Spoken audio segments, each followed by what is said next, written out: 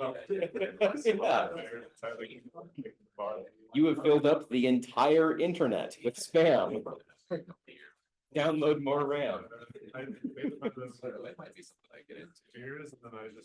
All right, we should get started. How did submission of first assignment go? Were there any concerns? Hopefully it was pretty straightforward. I've given quite a few exceptions to people who have had issues getting a hold of the book. When they do get a hold of the book, they want to play around with material more than just cram to get something in on time. If that is the case for any of you, I would much rather see your best work, especially this first time when I'm already being understanding to a large chunk of the class because of things that were outside of both your and my control. So I would rather see something quality. If that means submitting a day or so late, I don't think the plan is quite to grade them immediately. So maybe we can say, we'll start grading this after tonight. And that way, if you want to make some change to it and resubmit, it's not going to be late. Question? That's fine if it's longer, right? Like in the next one, I'll like have a better idea of like how, like what each of these sections is gonna take. Yeah, length really has no bearing in my opinion on quality. So it would take me about a page to meet my own quality expectations. So that's why that is there. It's just for information. If you were longer than that or shorter than that, I will be looking at the quality of your submission rather than an arbitrary abstract length. So we're doing this again for this week. So I'll get the assignment up at some point, but Sunday, chapters 4 through 6. We'll be doing this for the first 8 weeks of the course. It will be very old by the end of those 8 weeks, but I'm hoping that at that point, people are feeling very excited about applying that into making your own games. And we will start that process next quarter.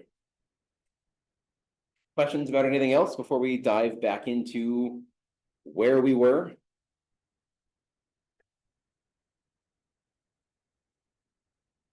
All right, to give you an overview of where we are, we're looking at 3 different layers in an elemental tetrad.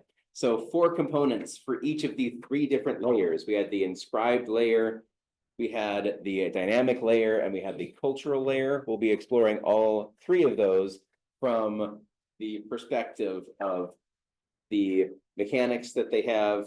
We're also looking at aesthetics, we're looking at narrative, and we're looking at technology as the 4 components of that tetrad. So we're at the inscribed narrative. So the inscribed layer is what exists outside of the game being played. So we talked about inscribed narrative as mostly just being tied to traditional dramatics. If you're trying to create an inscribed narrative, that's the actual process of writing the story, creating the characters, coming up with the premise. What is the setting? How are these characters going to interact with each other to create plot? So to do this, we really have to look at some of the traditional dramatic structures that exist. We're not going to dive into this at the level that you would in some kind of English or drama course, but it is relevant, so we go over it very briefly. We've been studying it for a very long time, we being humanity, not myself included. I'm hoping I'm not that old yet. Historically, we have Gustav Freytag's 5-act structure. This should hopefully look somewhat familiar to some people, but you can break down some story types into these 5 acts. We have the exposition. The purpose of this is to familiarize the viewer or the player or whatever this structure is, familiarize them with the world. So this is where the setting is described. This is where the characters are introduced, where you're getting a sense of where are we? You need some orientation in this world. So this is the orientation. For this, we're following along with the plot of Romeo and Juliet that follows this traditional dramatic structure. So we introduce the conflict between the two main houses. The fact that that conflict exists is the exposition. It's the reason we care about the characters. It's the reason that we care about everything being resolved eventually. But we're not being introduced to it as it has a ton of meaning right now. We're introduced to it as, here are the families, they're fighting. They don't like each other. That's really all we need to know for the exposition. It grounds you. After this, in Act 2, we start to have some kind of something in particular is happening. In this case, the reason for this entire story and all of its points, everything that happens after this, is because Romeo and Juliet fell in love. If they didn't fall in love, the exposition would have just continued carrying through, and it would be a boring play. But because these two young humans fall in love, we have some tension that happens from this. But we'll notice that the actual action climax of this story happens in the middle. When the conflict reaches a peak and Romeo and Juliet are married and Tybalt ends up being killed, then we've reached this action climax of the movie. Everything that happens from that is, well, what happened because of that? So the following action from this says, all right, what happened as we move toward at the very end? There is drama there. One could assume that this is going to be the climax, but it wasn't tons of action. It was more action in people's minds in the show rather than something that's actually happening publicly in terms of that action. So the climax is happening in the middle, and everything that happens afterwards is a result of that. And it's how it affects the characters that we have come to know through that exposition. How does this climax affect their futures? They don't have any. There we go. We have a place to end it now. So you can use a structure like this for any story, really, and it works. On the other hand, it's not the only way to do it. Sid Field has a 3-act structure. Oh no, I didn't quite do this right. So we'll use Star Wars: A New Hope for this 3-act structure. Unlike just exposition, we need something that's going to grab our attention in a 3-act structure. So before the first act begins, we get some kind of hook, something that we should be caring about. It's action-driven rather than exposition-driven. So in Star Wars, we start with an action scene. A ship is being attacked. Before we even know who's in the ship, we have a sense of someone's in danger. All right, that's your hook. From there, that gets resolved, and we start moving forward into Act 1, where we do some of this exposition, but then something happens, some event happens that's going to cause the rest of the movie to take place. So this inciting incident is when Luke discovers a mysterious message, and because of this mysterious message, everything that transpires for the rest of the movie is going to take place. Act 1 finishes on a high. There's some big plot point that sets in motion the rest of the movie, but it's itself its own mini climax. So we get the attack on Luke's home farm. And from there, we have to deal with, all right, how are we going to handle emotionally? Oh no, my guardians are dead. Great. We have some falling action from there until we end up ramping up into the climax at the end of Act 2, where because of all of this, now we're enthralled in some hunt for the evil empire and understanding how this works at a scale that's larger than the scale we've seen in our exposition so far. So we end this being able to escape from the empire as we learn a lot more about who they are. But we've escaped. However, the Death Star is coming immediately for a planet that it is going to blow up with other people we care about on it. So obviously the movie's not over. We need Act 3 that's going to bring us to the real climax. Are people going to survive?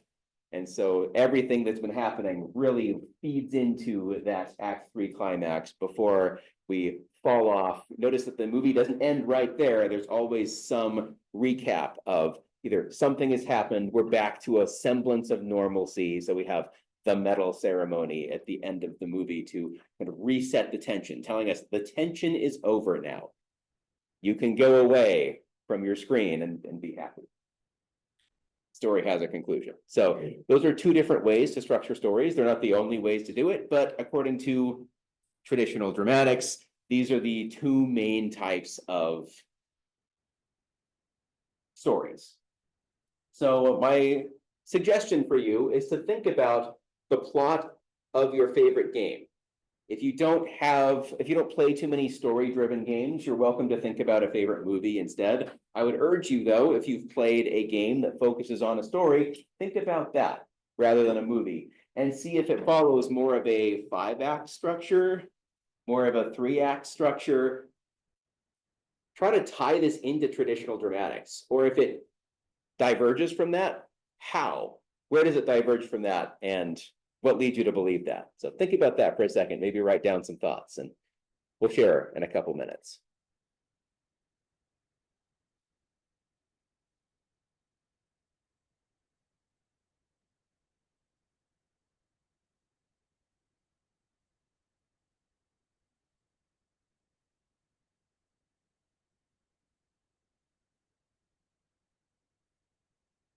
Yeah, what are your thoughts, Matt? Your question.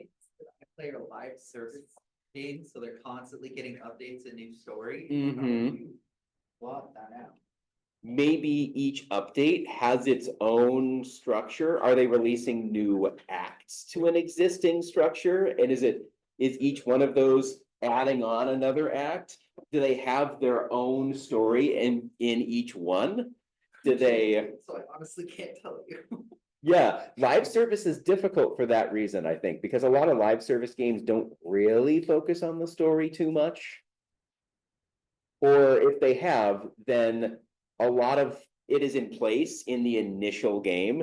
And what's being added on top of it is a new story in that world and a self-contained story within that world, rather than trying to go through the entire process of getting you to understand the setting, getting you to understand the exposition, the character, what is happening in this world, why should we care?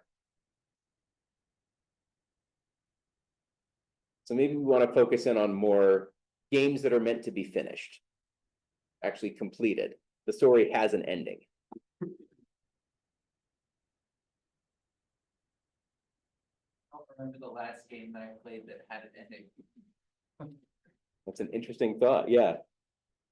Pull out the game Sly Cooper, which is a theme platform, or pretty much for anyone who knows that PS2 game. So I'm reaching way back to pulls out, but it falls more simply with 3 acts.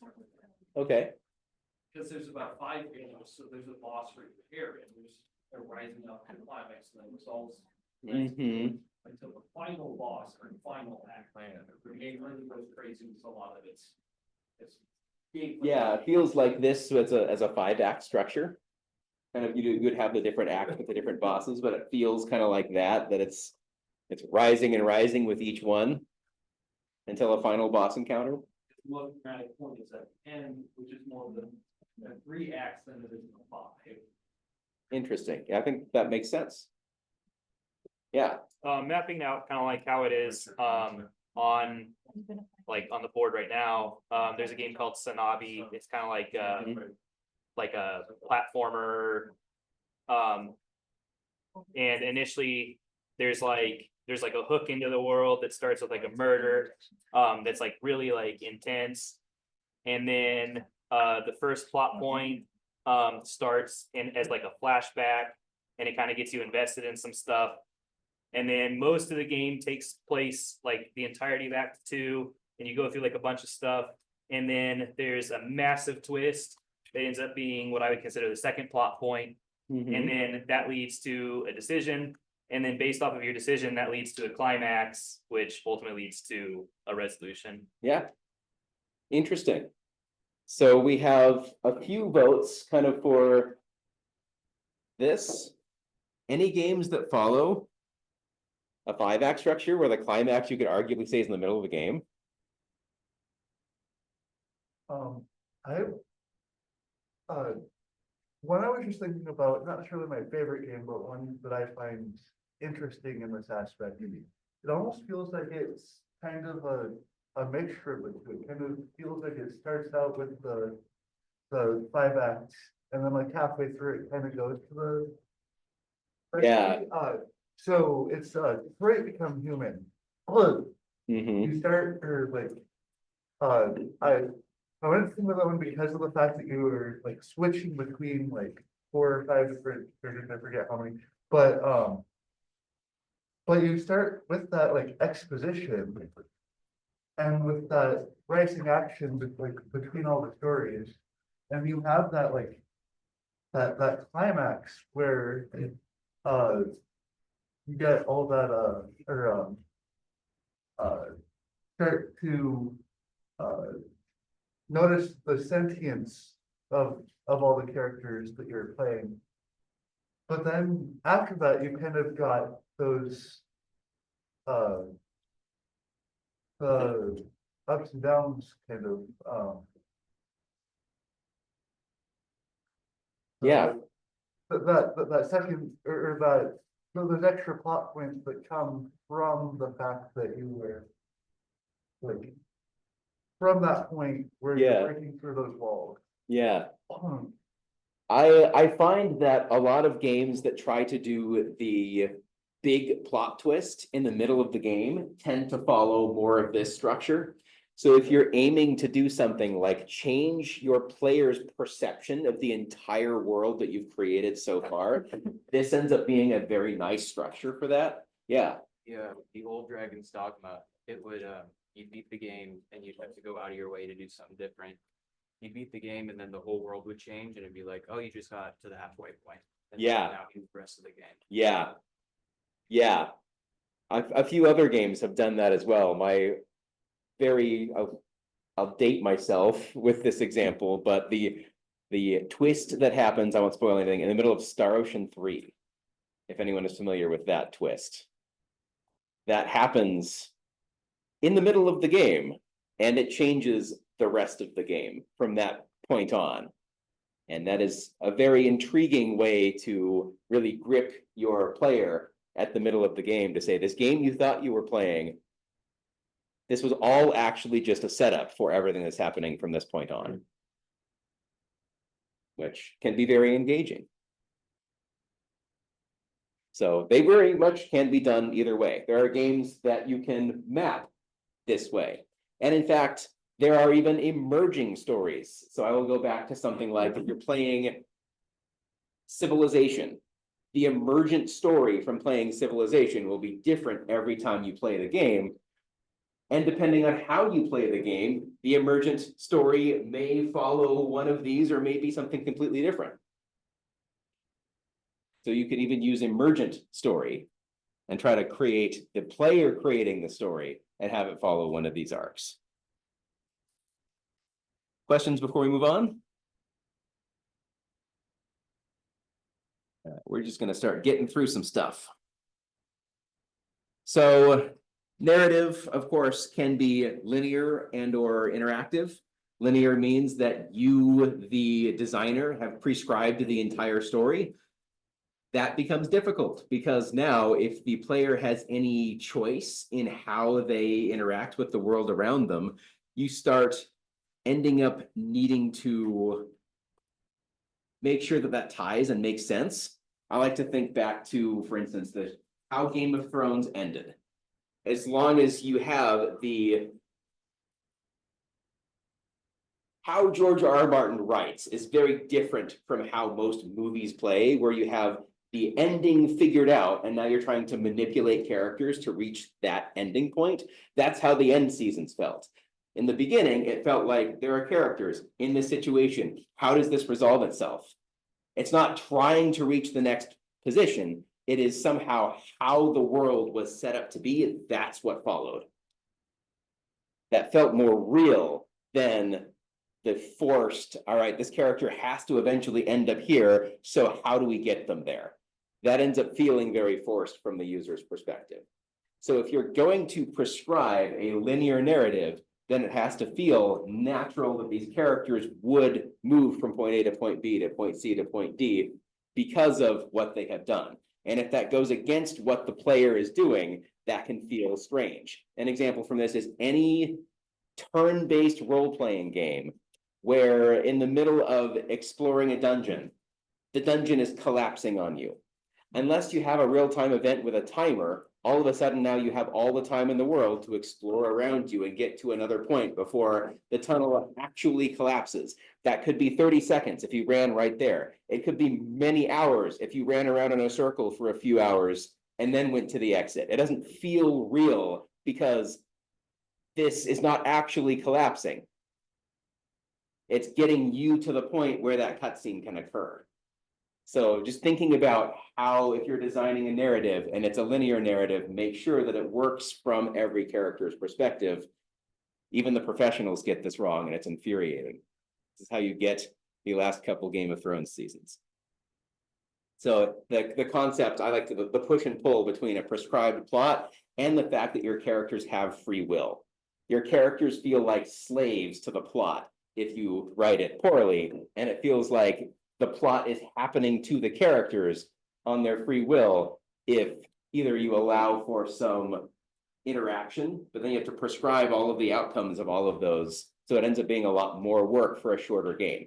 If at every decision point you have to write 5 different outcomes for that, it's going to be 5 times as much work as writing one outcome for it. Yeah. So would this kind of be like where, you know, you have a boss fight, you have to win, but then at the end of the boss fight, after you defeat them, they actually beat you because story reasons?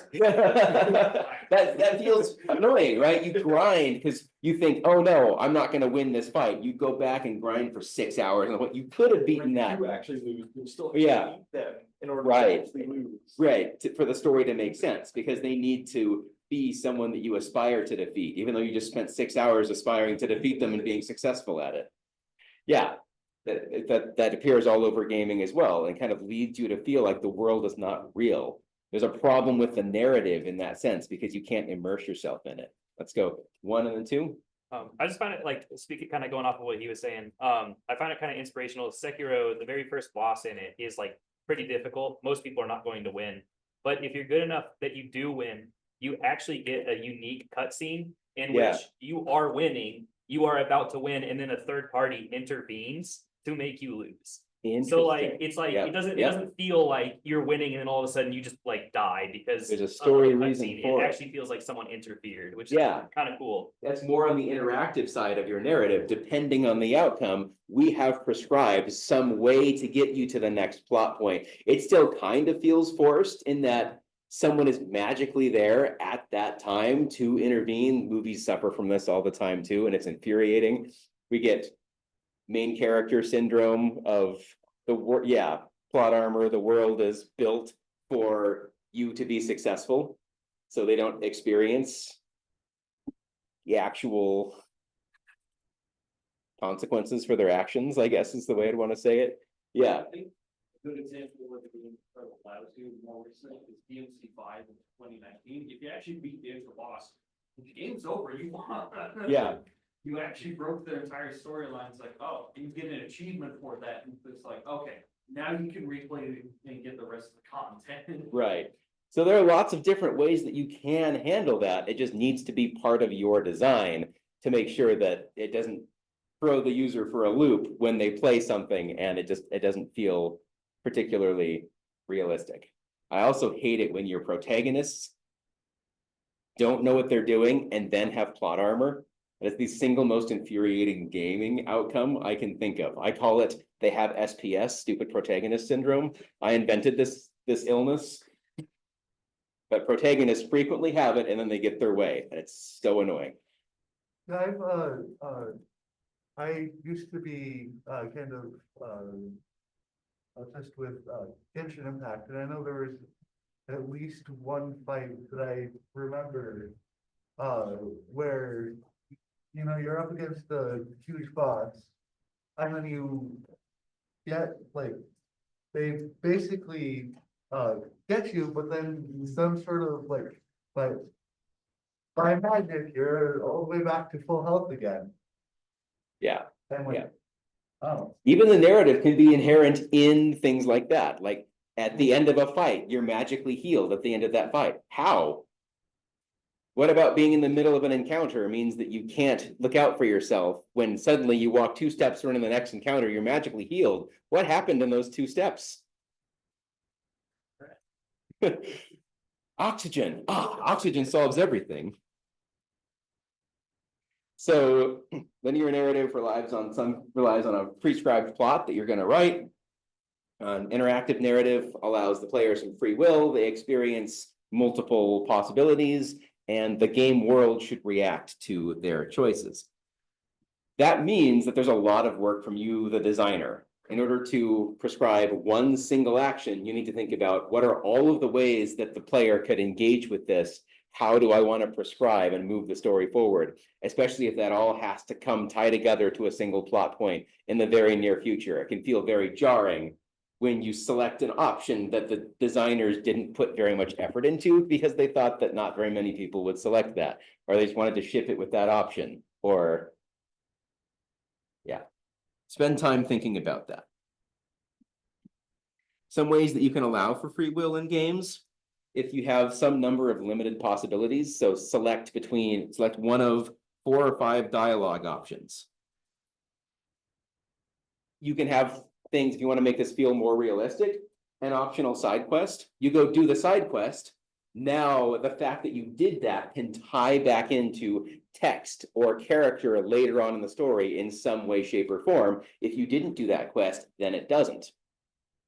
The player doesn't know or experience. It's not jarring that, oh, that's because but it starts to feel like you're living in the world. Because I did this side quest and it had this reaction, this character likes me more because of this, and it changes your interaction. It feels natural as the game continues to progress.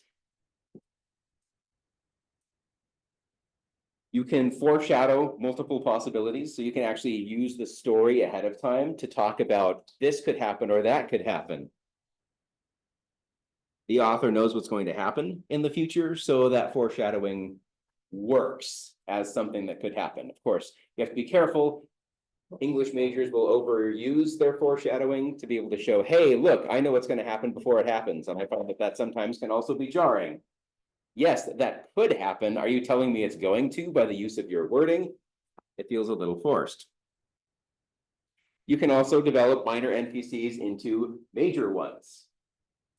One of the ways that I like to see this is in games like Shadow of Mordor, for instance, where you kill an enemy and it comes back later as a boss, or you defeat someone, they get upset at you, they go train a bunch off screen, and when they come back, they are stronger. They're ready to defeat you because they were motivated from something. Or if they did beat you, they gained stats from having beat you, and now they are stronger. Now they're legendary because they took the very strong player character and defeated them and come back. So there are ways that you can start to reuse mechanics and introduce them later in a way that ties back to something that the player did that further adds meaning to the player interacting with the game. Looks like I didn't quite get this one. We can have an empathetic character versus an avatar. We talked about this a little bit already. So are you taking the actual role of this character, or are you meant to empathize with them? Are they someone else, and the way they act is supposed to inflict some kind of emotion on you, hopefully to connect you to them? Or are they you?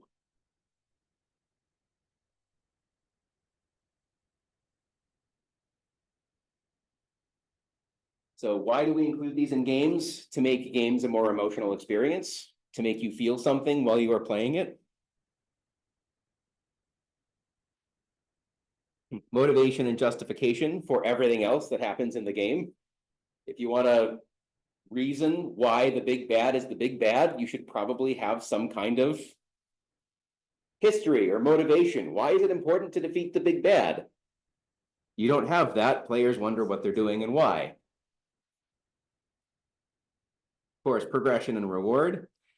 People can get value or meaning out of making progress in a story or progress through a narrative, especially as those events tie together and you start to better understand the world. People get a sense of progression from that. If it's linear and you can say something like, you are 13% of the way through the game. Some games do that better than others, but other players really find it. I sat down and I got 10% of the way through this story. That was a very good play session. Something like that can be something a player thinks. In story-driven games as well, you can gate the story behind interacting with other aspects of the game. You defeat the boss in order to unlock the cutscene, to be able to see how the story advances. So now the boss isn't just in your way of beating the game, it's in the way of what happens next, if you're emotionally invested in the story.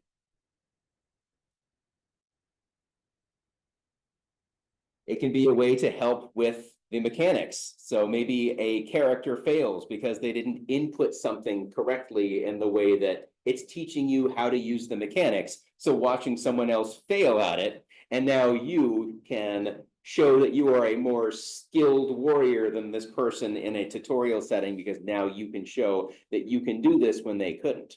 And it's a way to now give that character power.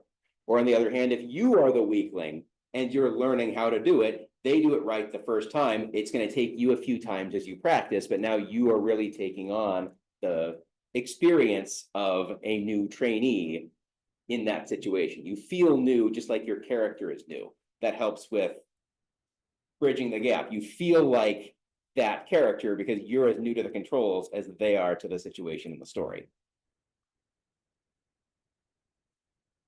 That's all we're going to talk about, inscribed narrative. So for technology, inscribed, this is the technology that exists while the game's not being played. So any randomization or probabilistic elements, any state tracking, so everything that would be a part of a save file. The game doesn't have to be played, but we could analyze a save file to understand a state in a particular game. Where are they in the story? What is this character's level? What are this character's skills? How much money does this character have? All of the technology for saving that. What format is it in? For D&D, it can also be everything on your character sheet. Any progression, so technical design, anything like how much experience do you need to reach the next level? Anything like that is part of the inscribed technology. Something like the tech tree in Civilization shows the progression through the game. It is all of the, it's kind of a technology in technology. The technology of the game's technology is technology.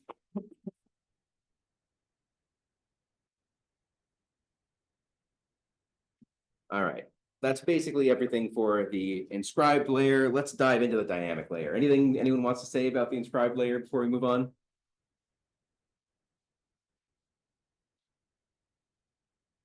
Dynamic layer, once we sit down to play the game, we go from the state of the game to what is the experience like?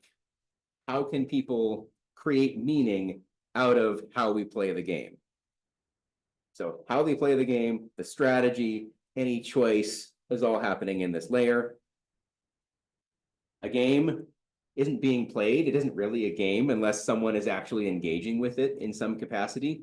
You might be able to state the rules, but it's only the inscribed layer that exists. The dynamic layer and the cultural layer don't exist if people aren't playing your game. So other forms of media exist without an audience, but games are altered by the fact that someone is playing it. Which means that it's a different game when a different person plays it. That's kind of an interesting way to think about it. But the actual dynamics of what strategy is used depends on who's playing the game. So we need to define this concept called emergence.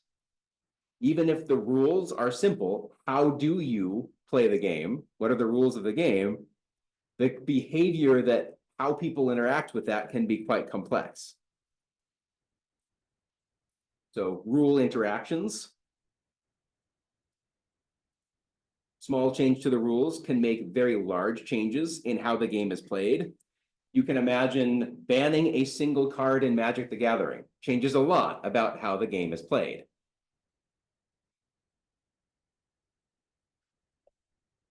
Every little tiny tweak to a game can have very large changes in everything else about the dynamic and cultural layers.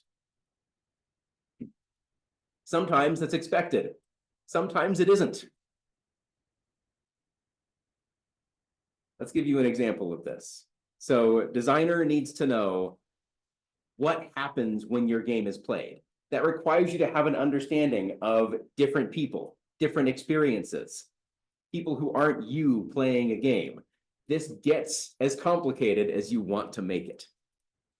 So because of this, rather than even the basic level of testing that we have in something like a software engineering class, you can't analyze it by yourself in the way you can with a lot of other kinds of programs. You need lots of different people playing this game to really understand anything about the dynamic layer and the cultural layer of your game. You can't abstract from your own experience to think about how this is going to work. Often you actually need the data of other people playing your game. So let's break it down and see if we can understand these components. The first would be procedures. So given the rules, what actions can be taken by players? Sometimes that's embedded in the rules, but more of the why might you choose this action over that action? When is this action optimal? Those kinds of questions are emerging in the dynamic layer. Is your game comprehensible by a college student? Is your game comprehensible by a 6-year-old?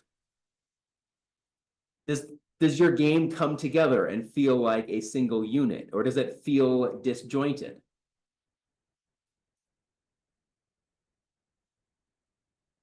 So strategy emerges at this level.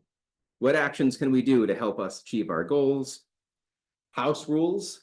If players really don't like how a particular rule affects the game, they have the ability to change them, to create more of the experience that they are looking for.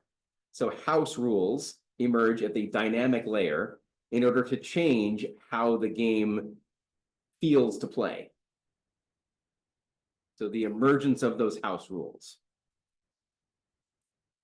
We can also get into player intent. If there are multiple players, what are their different goals? How do those goals affect the game? How do those goals affect each other's goals? And finally, what actually happens? What is the result of playing a particular instance of the game? So we're going to break each of these down. The procedures. So inscribed rules are the instructions from the developers. On the other hand, procedures are the actions that your players actually take. They are prescribed by the rules, but when you go from what is possible to what is done, that is the difference between the inscribed layer and the dynamic layer. So pass and go and collecting $200. That's a rule that says when you pass go, you collect $200. The dynamic layer is passing go and collecting $200. That's actually happening now because it's a particular instantiation of the game. It's emerging from the state of a game. We talked about bluffing in poker. Not necessarily something that's inscribed by the rules, but it is a natural extension of the rules of poker. In order for me to win, most often, you must have no idea what I have or a misunderstanding of what I have. Meaningful play, actions that we can figure out what they are, and they have to do with the rules in some sense. So discernible just means that the game has reacted to their action.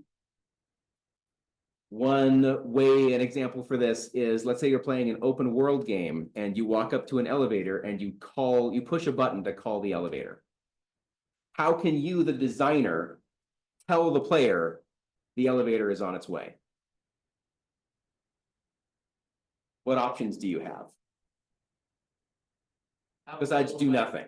Yeah, Have a little like down like arrow indicating that the elevator is moving and play some motor noises. yeah, so you can use sounds. If you hear cha-chunk, cha-chunk, cha-chunk, something is coming. And the player would go, okay, the game has reacted to the fact that I did this. You could press a button and the button lights up. The light says that we have received your request to call the elevator is coming. If you do none of this, does the player know the elevator is coming? No. Has it been successful? Has it not? They're just going to keep pressing that button for about 10 seconds and then either get frustrated and leave or sit there for 4 hours waiting for an elevator that may or may not ever come. We don't know. But those are very basic design decisions that need to be thought of because that can be a significant cause of frustration when someone is playing a game. I didn't know if the elevator is coming, and it's a basic interaction. For integrated, we also mean that they know that it affects the outcome of the game. So if a player presses a button to call an elevator, they know that elevator is going to take me to a level I haven't visited yet, or might take me to a level I haven't visited yet. That's the integration between they know this building has levels that are accessible by the elevator, that if I call the elevator and take the elevator, I can get somewhere I haven't been before. If that's not stated, you're making an assumption that the player can connect all of those dots. If the player is a college student, they probably can. If the player is a 6-year-old, we don't know. Maybe you need to collect some data, actually play test with a 6-year-old and have them tell you, what was your experience using the elevator?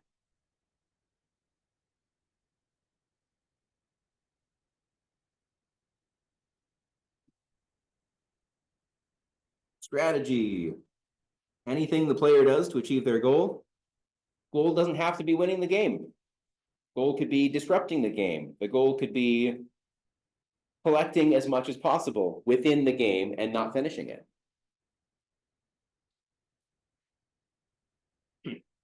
When I play a game with a small child, I am not trying to have fun. I'm trying to maximize the chance that they have fun. I know I can beat them. I don't usually want to. Maybe that's the motivation I have for playing the game. Who knows? There's lots of different ways that you can want to play the game. So if you're making a game for a parent and a child, think about the parent's experience as well. And maybe you can make that fun in a different objective, a different way that still involves losing to the child, but makes it engaging or interesting from their perspective. Concept of optimal strategy. If you have games that are so simple that the strategy emerges from itself, that's not great. So for instance, tic-tac-toe, such a simple game that you can teach chickens to play it optimally.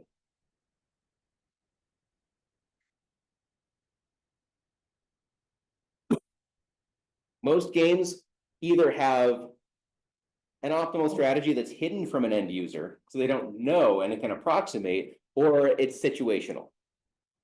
So they have to think the optimal strategy when these conditions are met is to something. How do you design for that?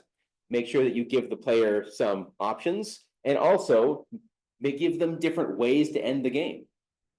That way, if they want to play the game a certain way, they have a path to end the game via that. So going back to civilization, apparently that's on my mind today. Lots of different ways for victory. You can have a military victory, an economic victory, a cultural victory, religious victory, lots of different ways, science victory, lots of ways to end the game depending on what you prioritize or what you want to prioritize throughout that. And that allows for, I feel like I led a science-based civilization through the era. I feel like I led a religious-based civilization through very different experiences based on what you're trying to do.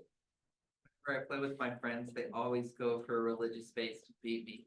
Yep. Yep.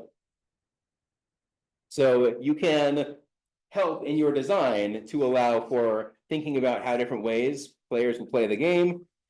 Think about it from their perspective. How are they going to win the game? Try to balance that. Some can be complementary.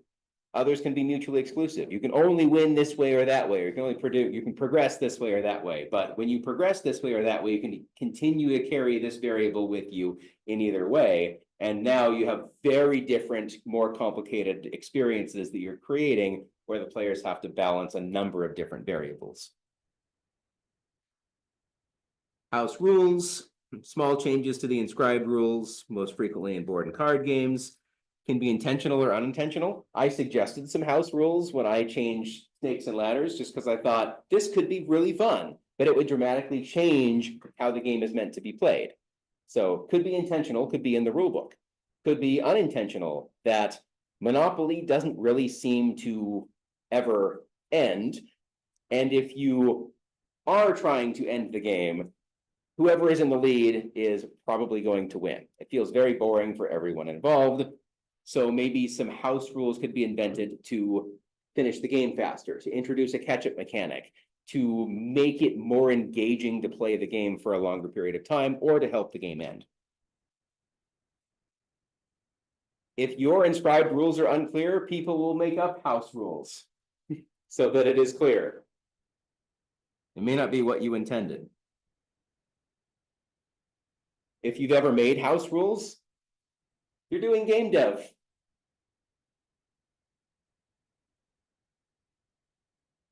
Game experience is shaped by the intent of the players. If I'm trying to disrupt, the game is going to feel very different than if I'm trying to help you to achieve your goal and I have no goal.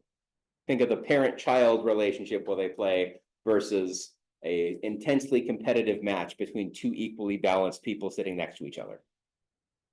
Very different type of game, even if it's the same game. We can talk about different player types eventually as well, but the very old one is Bartle's player types. I'll go into a lot more detail about what's been done with Bartle's player types since then, but this gives you kind of a baseline of an achiever might want to get the highest score in a game. Explorer, what are all the hidden places? Where can I go find? Where can I hide? What can I do? The socializer wants to get a social experience out of the game, and the killer wants to provoke and make the other players miserable.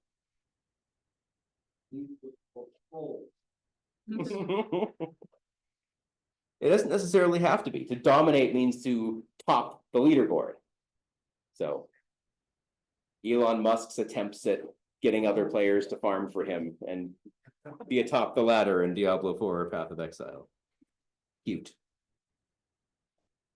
People you don't want in your game at all, cheaters who bend or break the rules for their own personal gain, or spoil sports, the people who are really trying to make the game miserable for those around them. Rather than interact with the game for the purpose of the game, I'm just interested in making you miserable. Don't give those players something to do. League of Legends could learn from this. The outcome, we talked about the immediacy of outcomes. So something like immediate result of each action, a quest outcome, what happens after you complete or fail a quest, can also resolve a narrative. A cumulative outcome, if you've been working toward a goal for a long period of time, what happens when you finally reach it? You gather experience points over a long period of time and eventually level up. That would be a cumulative outcome. That works nicely. A final outcome, one that ends the game.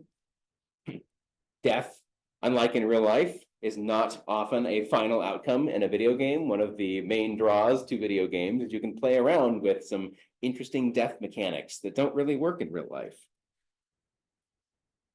Some games, of course, completely lack a final outcome, and that's fine too. Dynamic aesthetics. This is what you start to feel, is what are your senses perceiving while you're playing a game? We can break this down into procedural aesthetics. This is something that is done via the actual programming on the fly. Kind of cool. There are environmental aesthetics.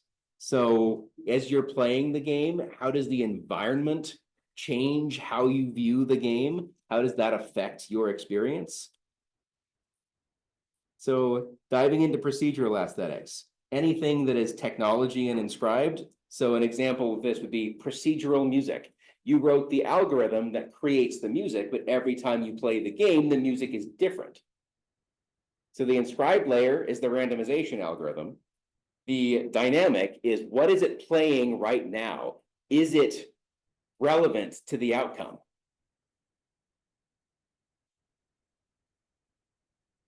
We can talk about the different kinds of procedural music. That's fine. Not super useful for the moment. Some visual examples, any particle systems. You code the particle system, but the particle may be erupting in a particular way, in a particular background that suddenly makes it really pretty. By itself, it's not that great, but combined with something about this particular play session, you've created something artistic. Any particle animation. I think we'll probably have to stop here. I really want to get through this because I was anticipating being at the end of it today, but we're close enough and we'll come back to it tomorrow. Things to think about in the meantime is starting work on the next 3 chapters of the textbook. This week is mostly going to be preparation for the next couple weeks of activities that we're going to be doing over the next couple of weeks. So things that are coming up in the short term, we will be starting to think about the math behind games and starting to play some games that actually have some decision making so we can feel this, all of this happening in a game, as well as we're going to start looking at the imbalanced trading card game. And I should have blank trading cards for all of you to actually start creating these decks and playing them over the next few days. All right, sounds fun. Yeah.